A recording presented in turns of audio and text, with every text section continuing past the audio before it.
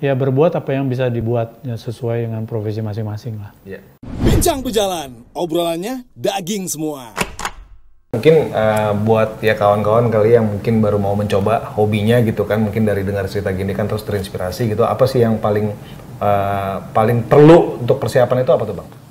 Satu motret aja lah, apa yang yang satu harus suka ya, suka dulu dengan fotografi, dengan satwa, dengan aktivitas luar ruang. Kemudian sekarang kalian ini udah pilihannya udah banyak, dari prosumer, ya pocket yang ada tele sampai 200 mili. Yang ya udah macam-macam lah, tinggal jalan aja dah, pakai yang ada HP juga kadang-kadang untuk serangga aja, untuk beberapa spesies ya bisa lah, kupu-kupu, serangga segala macam bisa lah, HP udah mumpuni lah. Nah sekarang ada ya prosumer yang bisa optical zoomnya sampai 1600, ada yang 2000, itu udah cukup mumpuni kalau lightingnya betul segala macam, cara motretnya betul, itu jalan aja gitu, karena sekarang menurut gue ini pilihannya udah banyak lah. Jangan banyak alasan lagi. Udah nggak kayak dulu pada saat tahun 90-an ya Bang Caca ya. Kan selalu bilang mahal Bang. Ya, saran selalu begini, selalu Bang kamera apa yang bagus? Ya semua produsen pasti bikin kamera, nggak ada yang bikin kamera jelek. Nah sekarang tinggal yang kebalikan, selalu yang gue tanya bahwa budgetnya berapa? Buat foto apa? Nah begitu dia buat foto ini, gue tahu ya udah gue saranin ini gitu loh. Gitu. Jadi jangan selalu ngeluh gitu. Jadi makin pendek makin bagus. Anak muda sekarang tuh suka banget ngeluh tuh. Nah itu dia yang kadang-kadang gitu kan. Nah, maunya hasilnya maksimal tapi nggak mau effort gitu. Nah coba. Sulit tuh. Coba ya motret wildlife dengan lensa 50. Kemarin ada beberapa temen yang saya lihat tuh pakai lensa 50. Itu keren kan? Ya kalau dia pakai lensa 50, artinya dia harus buang waktu yang panjang. Ya itu sebenarnya uang juga. Atau ya beli langsung 600 mili, ya datang langsung dapat. Tinggal pindah tempat. Nah tapi kalau dia pakai lensa pendek, dia kan perlu ya nunggu dulu sampai binatangnya biasa sama kita, atau kita hide, majuin lagi tenda kita masukin, majuin sampai dekat. Tapi kan keren kalau bisa ngalahin yang pakai 600 mili ya kan. Artinya dengan biaya segitu dia bisa itu. Nah kayak gitu. Jadi kreativitas itu timbul kalau terdesak. Tapi kalau memang dia nggak niat, nggak passion, nggak tertarik, pasti ya udah buntutnya ngeluh. Iya pasti. Gue juga dulu kreatif, sebelum ada makro yang panjang kan kita balikin lensa, belum bisa beli lensa makro kan. Kita balikin lensa pakai ring reverse di lem supaya bisa masuk, kita mundur maju aja fokusnya ya gitu kan. Nggak punya blitz makro, kita pakein tisu tutupin, itu kreativitas itu timbul karena kita suka. Jadi mestinya harusnya semakin canggih kreativitas itu juga sebenarnya sebetulnya lebih ini lagi harusnya gitu. Itu kan kita nerima tantangan kalau kita jadi. Ini ada quote yang paling ini, kalau miskin jangan diratapi lah, nikmatin lah. Bukan biar miskin asal sombong ya.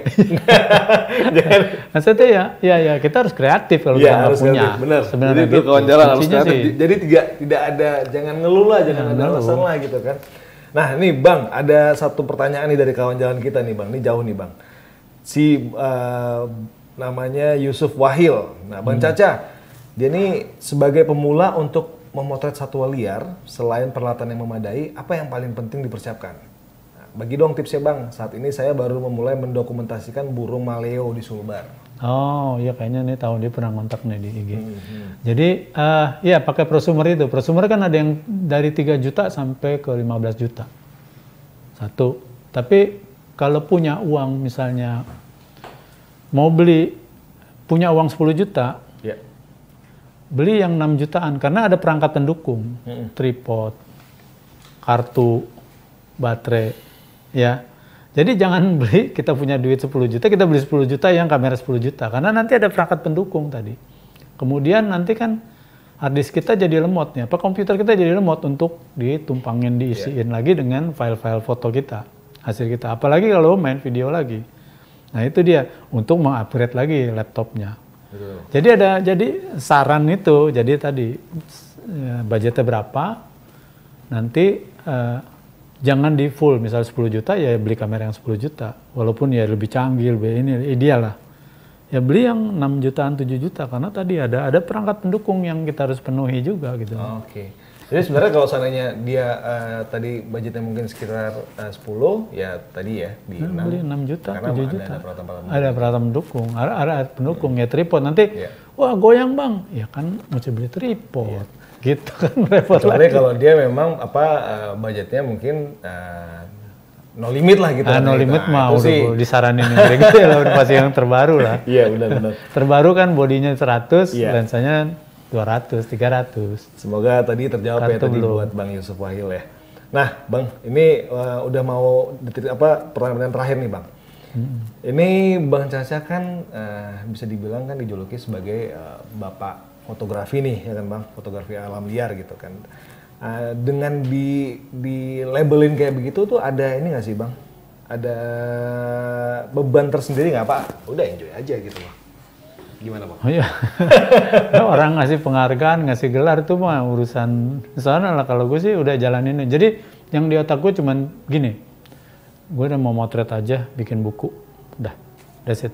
Orang mau kasih penghargaan, gue nggak nyari-nyari penghargaan, gue nggak nyari-nyari yang lain-lain. Pokoknya jalan aja karena tadi motret, bikin buku, bukunya harus bagus supaya tadi orang bisa menikmati. Jadi gue berasa itu lebih bermanfaat daripada gelar-gelar atau hadiah-hadiah. Benar. Karena ini lebih long lasting bahwa tadi pekerjaan kita diakui banyak pihak dan bermanfaat untuk banyak pihak. Itu yang paling penting. Yang penting kan kalau buku itu menjadi legacy buat gue pribadi, buat keluarga gue, buat bangsa ini sebetulnya. Karena kan gini, profesi ini kalau gue nggak tempatin tahun 90, kan udah dilirik orang asing. Karena orang asing, gue nggak benci sama orang asing, gue nggak suka, bukan nggak suka sama orang asing, karena dia melihat ini tidak dimanfaatkan. Kenapa nggak kita? Ini kan rumah kita, ini kan kampung kita gitu. Kenapa nggak kita aja gitu kan?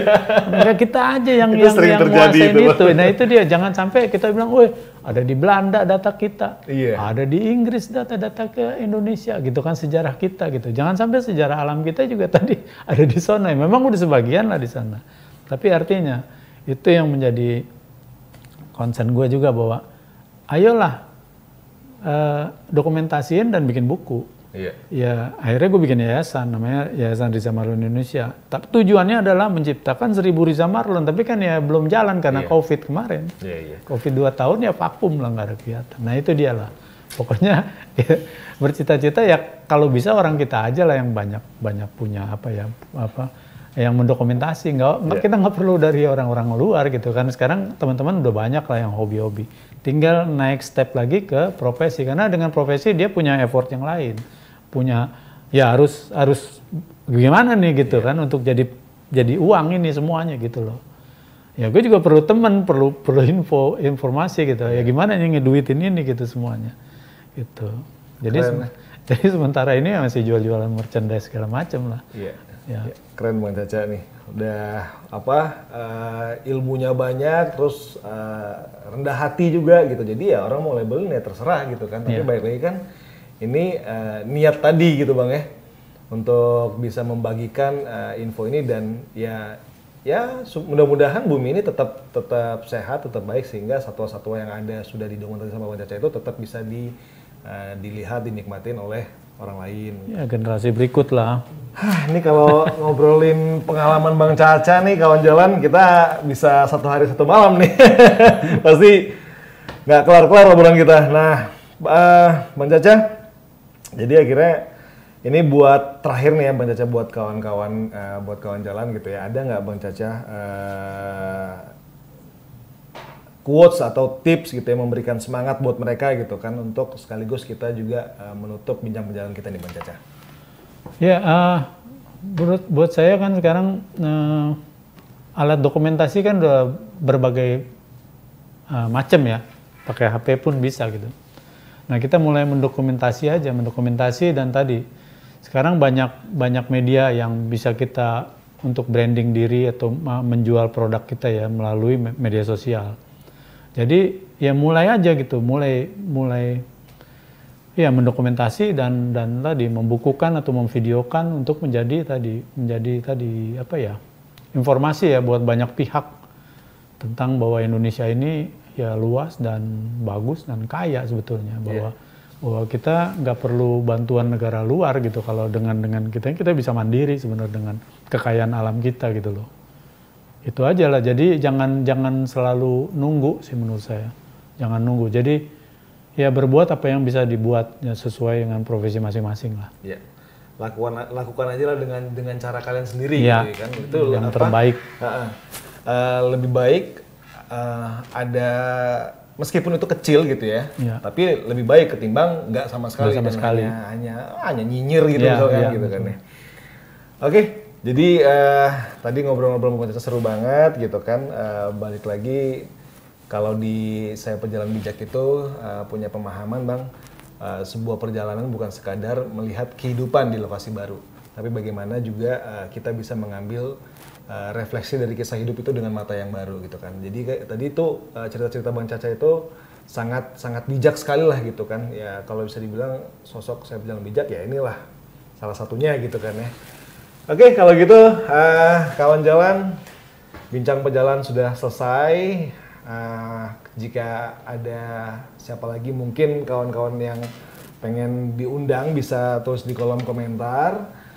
Terus jangan lupa like, komen, subscribe, dan bagikan konten ini jika bermanfaat. Gua Fail Lubis undur diri. Saya Riza Marlon. Salam jalan, kawan jalan. Kawan jalan.